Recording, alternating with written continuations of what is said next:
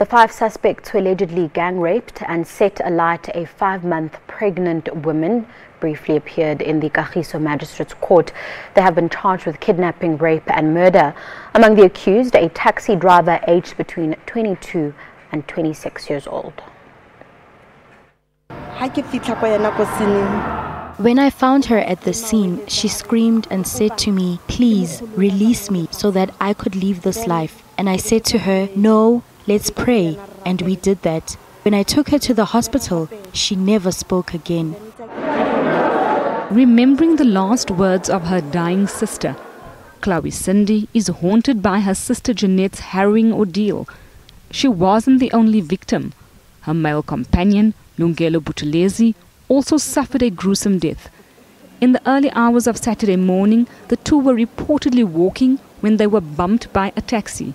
A friend who was with them rushed for help. When he returned, they had allegedly accepted a lift in the same taxi to go to hospital. The group of men allegedly transported the pair to a garage to get petrol and then brought them here, where they gang raped the 5-month pregnant victim. The two were then pelted with stones and then set alight. The suspects were apprehended by members of the local taxi association after their friend had identified the vehicle. Inside court, the relatives of the deceased came face to face with the alleged killers. I'm very angry and I feel like taking the law into my own hands. When I look at her killers, they're not ashamed of what they did. I would ask the killers, what did these two people do to you that they deserve this brutal death? Santako has called for the harshest possible sentence.